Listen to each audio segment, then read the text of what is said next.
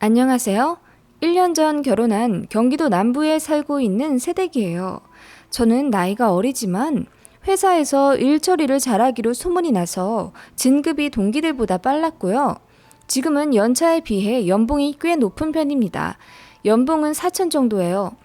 결혼하기 전에는 남는 시간이 아까워 집에 오면 컴퓨터로 부업을 했고 그 수익이 월 200 정도였거든요. 꽤 벌었기에 한 달에 500만 원 이상은 저축했어요. 남편과 결혼할 때쯤엔 저 혼자 모은 순수 자금이 한 2억 정도 되었었죠. 제가 이렇게 돈을 모을 수 있었던 건 다 저희 친정 덕분이에요. 결혼하기 전까지 친정에서 살며 대학교도 다니고 직장도 다녔는데 제가 어느 정도 돈을 벌기 시작하면서 집에 생활비를 50만 원 정도 드리려 하자 엄마가 한사코 거절하셨어요.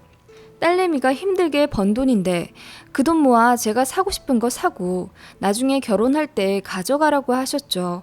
저희 집은 지금은 평범한 경제 수준에 속하는 축이에요.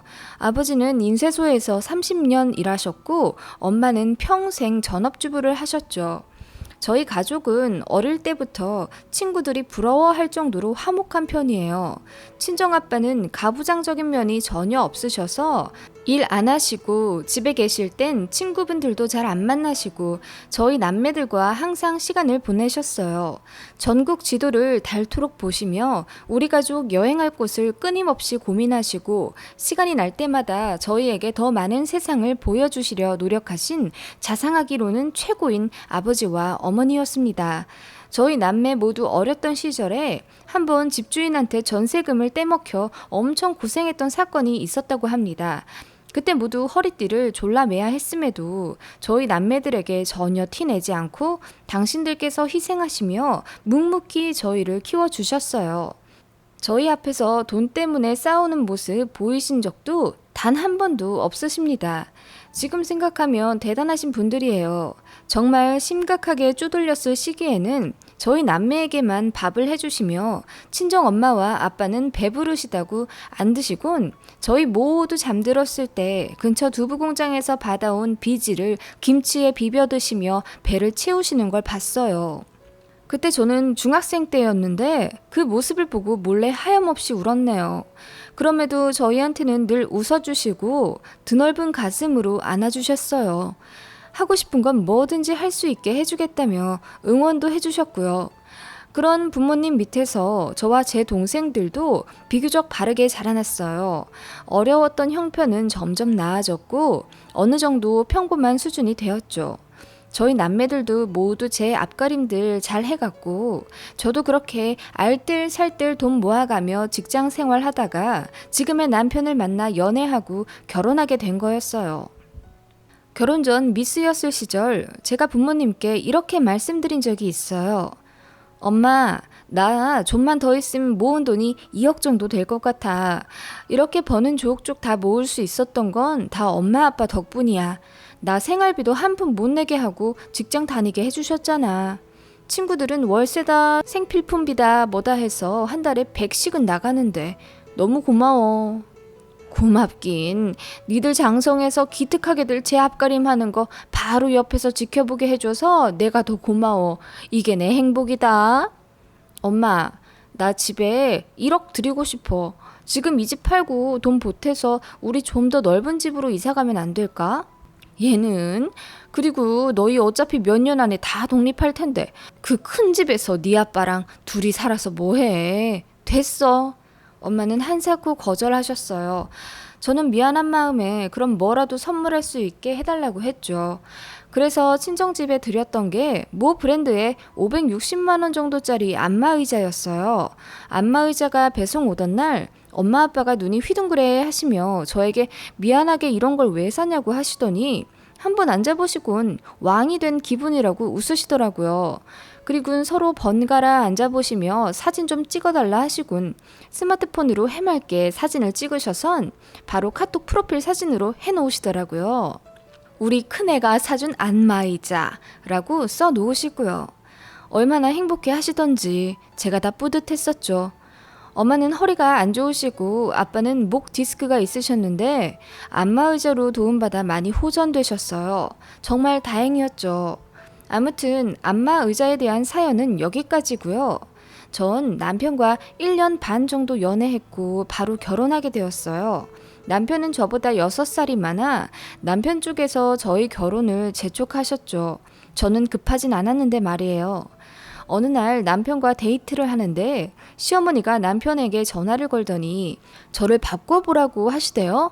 받았더니 다짜고짜 예, 결혼할 생각이 없으면 우리 아들 놔줘. 나이는 차가는데 이러다 헤어지면 우리 아들 평생 노총각으로 살다 죽을 수도 있잖니. 그럼 네가 책임질 거냐? 하시더라고요. 남편이 아니 엄마 무례하게 무슨 말씀이세요? 하며 급히 전화를 끊었던 일이 있네요. 시어머니는 정말 말을 거르지 않고 막 하시는 분이셨어요. 당신 말로는 본인이 시원시원하고 뒤끝없다. 애둘러 돌려 말하는 것보단 당신처럼 직설적으로 말하는 게 솔직한 거라며 상처 주실 법한 말씀을 많이 하시곤 했죠. 그 전화는 정말 황당한 에피소드였어요.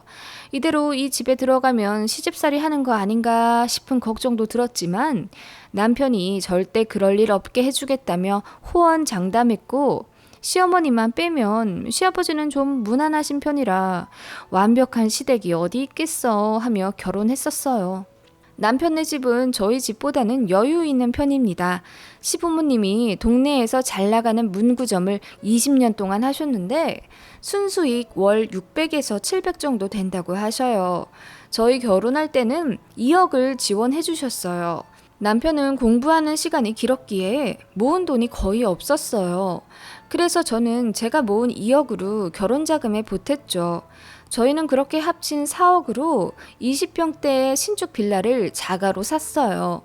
그런데 시어머니께서 자꾸 우리가 사준 집, 우리가 해준 신혼집 이러시는 거예요. 엄밀히 말하면 시댁에서 돈을 보태주신 건 맞지만 제 돈도 반 들어가 있는데 말이에요. 그러시면서 어찌 친정은 돈을 한 푼도 안 주실 수가 있니? 하시며 비아냥거리셨어요. 그래서 제가 말했죠. 보태주신 건 감사하지만 저도 딱 반만큼 돈 대여 이 집 사게 됐는걸요. 그리고 제가 돈 모은 건 다 친정 덕분이에요. 친정에서 보태주신 거나 다름없어요. 라고 말씀드렸더니 어른한테 꼬박꼬박 말대꾸한다며 한 소리 하시더라고요. 그리고 틈만 나면 전화하셔선 친정 부모님 요즘은 뭐 하시냐, 친정엄마는 어디 마트에서 일도 안 하시고 노시냐, 정하실 거 없으면 우리 문구사 와서 알바나 하시라 해라 등 기분 거슬릴 법한 말씀을 자주 하셨죠. 저는 처음엔 상냥히 웃으며 대꾸했지만 시간이 지날수록 기분이 나빠져서 저도 퉁명스럽게 받아치곤 했어요. 그런 시어머니에 대해 남편도 미안해하고 있었죠. 본인 엄마가 평생 그렇게 살아오셨고 자영업 하시며 성격이 더 세지셨다며 이해해달라고 했지만 저희 부모님이랑 너무 정반대라 솔직히 이해할래도 이해가 안 가더라고요. 어찌 그렇게 상대방을 배려 안 하실 수가 있는지. 아무튼 그런 시댁 때문에 은근히 신경 쓰이며 고달프다면 고달픈 신혼생활 중이었어요. 어느 날 시어머니께서 일을 하시다가 허리를 삐끗하셨대요. 그래서 그 주 남편이랑 시댁에 찾아가 뵈었습니다. 시어머니가 침대에 누워서 저희를 맞이하셨어요. 그러시며 저더러 시댁 청소 좀 하라며 청소기랑 걸레 있는 곳을 알려주시더라고요. 안 그래도 도와드리려고는 했지만 먼저 그렇게 당연한 듯 말씀하시니 기분이 좀 불쾌한 건 사실이었죠. 남편이 한다고 일어나니까 됐다며 저를 꼭 집어 시키시더라고요. 분란 만들기 싫어 일단 하고 있었어요.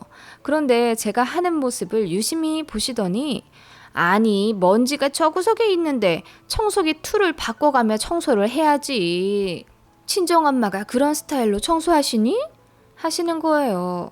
기분이 너무 나쁘더라고요. 또 우리 친정엄마 까내리시는 것 같아서요. 사부인이라는 존칭도 무시하시고요. 어머님은 멈추지 않고 저희 친정엄마가 평생 전업하셨다면서 딸한테 살림도 제대로 못 가르치시고 보내셨다며 중얼중얼 막말을 하시는 거예요. 제가 정색하며 네? 뭐라고 말씀하셨어요? 그러니까 대번 입을 다무시며 아니다 하시고 남편도 저 대신 뭐라 한 소리 하길래 그냥 참았죠. 어머님이 이윽고 에구구, 이럴 때 안마의자나 있으면 시원하게 안마 받고 좋을 텐데 하시더라고요. 남편이 그러게, 그러고 보니 장모님이 안마의자 쓰시고 허리 좀 나아지셨잖아. 우리 처가댁에 있는 안마의자 그거 얼마지? 하더라고요. 그래서 제가 그거 3년 전에 한 560만 원 정도 주고 사드렸는데 지금은 가격이 더 올랐다고 하더라고. 했더니 시어머니께서 눈을 번쩍 뜨시며 뭐? 안마의자를 사드려? 하시더라고요. 네, 결혼하기 전에 제가 모은 돈으로 안마의자 사드렸어요. 네 친정의 말이냐? 우리 아들이랑 사귀고 있을 때? 네, 왜 그러세요? 아니, 연애할 때면 결혼 얘기도 오가고 그랬을 텐데 네 시댁은 영 생각도 안 나든? 네? 아니, 그때는 결혼도 하기 전이었잖아요, 어머님. 아무리 그래도 그렇지. 그리 큰 돈 쓰기 전에 남자친구 쪽 부모님하고 상의는 하고 사드렸어야지. 하시며 연애 때의 저도 엄밀히 이 집안 며느리였다며 막 화를 내시는 거예요. 너무 어이가 없더라고요. 그러시면서 친정어머니는 전업주부라 몸도 편하실 텐데 안마의자가 왜 필요하냐며 일하고 있는 본인한테 더 유용하게 쓰일 거라며 궁시렁거리시더라고요. 그러시며 이어 말씀하셨어요. 네 친정부모님 안마의자 지금도 쓰시냐? 안마의자요? 가끔 쓰시는 것 같던데요. 따지고 보면 너는 그때 우리한테도 안마의자를 사줬어야 했다. 그런데 홀랑 네 친정에만 사드렸으니 잘못한 거 맞지. 안마의자 진짜 필요한 우리한테 그거 다시 갖다 다오. 네 시아버지랑 나랑 뼈 빠지게 일하잖냐. 그렇게 일한 돈으로 신혼집 사라고 돈도 줬고. 네? 무슨 말씀이세요? 그리고 그걸 시댁에 갖다 놓으라고요? 그래, 네가 너무 이기적이다. 친정에만 어떻게 사드려? 저희 친정에는 그럼 뭐라고 하고 그걸 도로 가져오나요? 제 입장이 너무 난처한데요, 어머님? 시어머니 일하시느라 몸 삭으셨다고 하면 전업인 사부인이 다 이해하실 거다. 듣고 있던 남편이 안절부절 못하다가 말하더라고요. 아니 엄마. 필요하면 우리가 사드릴게요. 그걸 어떻게 처가댁에서 도로 갖고 와. 우리 보너스 남은 거 한 200 정도 있잖아? 맞춰서 사드릴게. 요즘 저렴해도 성능 좋은 거 많아. 아니, 얘 가격이 무슨 상관이야. 내 거는 100이든 200이든 중고든 상관없어. 나는 그냥 몸이 안 좋아서 안마의자가 필요한 거라고. 어머님, 정말 안마가 필요하신 거죠? 다른 이유는 없으시고요. 그래, 집에서 노시는 분이 무슨 안마의자를 쓰시니? 혹시라도 나중에 너희 친정엄마가 일하시게 되면 그때 뭐 1,000만 원이든 2,000만 원짜리든 사드려라. 내 아무 말 안 할 테니. 하시더니 호호호 웃으시더라고요. 남편이 그런 시어머니를 말렸지만 저는 알겠다 하고 집으로 왔습니다. 그리고 집에 오자마자 친정에 전화 드렸어요. 안마의자 가져가야 한다고. 친정엄마가 놀라셔서 자초지종을 물으셨지만 저는 도저히 자세히 말씀드릴 수 없었어요. 시어머니가 친정엄마를 무시하시는 발언을 하셨다는 걸 아시면 당신의 기분이 상하신 것보다는 딸이 시댁에서 안 좋은 대우를 받는다는 걸 느끼시고 근심을 얻으실까봐 말하지 않기로 했죠. 그래서 저는 이렇게 말하기로 했어요. 엄마, 그때 사드린 안마의자가 리콜 대상이라네. 다음 주에 기사님이 안마의자 가지러 오시면 문 열어드리면 돼. 새거 오면 받으시고요. 아니, 지금도 충분히 멀쩡하게 쓰고 있는데 뭐가 잘못됐다냐? 엄마, 무조건 받으세요. 저 바빠요. 끊어요. 하고 남편에게 말했습니다. 우리 저번 달 보너스 200 받은 거 있지? 거기에다 지금 주식계좌 수익 난 거 1,000만 원 정도 있잖아. 그거 전부 합쳐서 친정에 안마의자 새로 사드리려고. 여보, 솔직히 나 기분 나빠서 시댁 연이라도 끊고 싶은 심정이야. 당신도 알지? 어머님 말씀 심하게 하시는 거.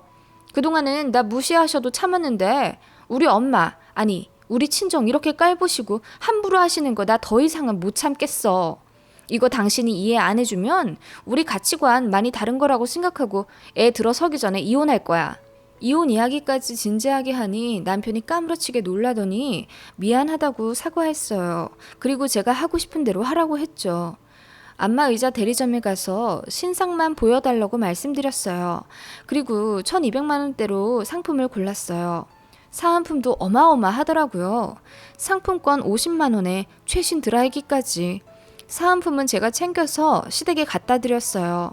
어머님이 이게 웬 선물에 상품권이냐 하시며 좋아하시길래 말씀드렸죠. 어머님, 저번에 어머님께서 친정엄마가 일하시면 1000만 원이든 2000만 원이든 안마의자 좋은 거 사서 보내라고 하셨잖아요. 그래서 1200만 원짜리 골라서 사드렸는데 사은품으로 온 거예요. 뭐? 1200만 원? 너 미쳤니? 미치다뇨. 어머님이 말씀하신 거잖아요. 그냥 한번 하신 소리였어요. 아니 그건... 그리고 뭔 일을 하신다는데? 집 근처로 일 다니신 지 2년 정도 되셨는데요? 그걸 왜 말 안 했어? 안 물어보셨잖아요.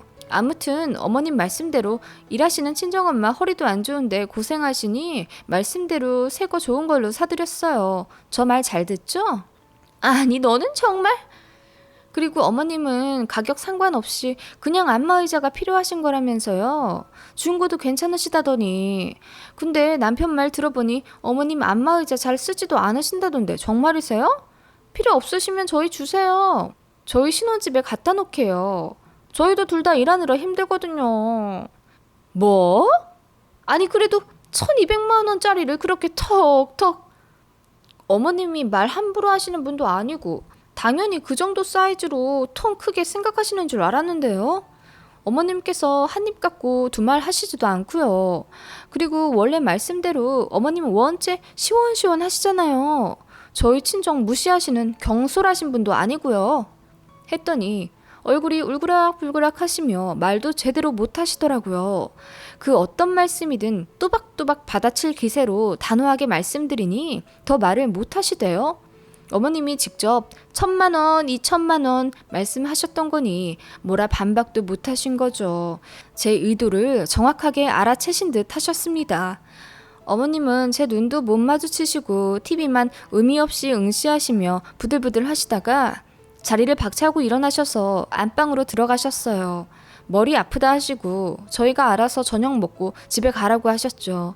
저한테 말 한 번 잘못하시면 이제 이렇게 된다는 걸 확실히 알려드린 것 같아요. 1200만 원으로요. 어머님은 그 이후로 저한테 말을 거의 아끼십니다. 함부로 말하시던 버릇도 없어지셨고요. 며느리인 제가 너무 당돌하게 나왔다 싶은 마음도 들지만 이렇게 한번 질러버리니 복수한 기분도 들고 앞으로도 좀 편해질 것 같아서 속은 시원해요. 긴 이야기 읽어주셔서 감사합니다.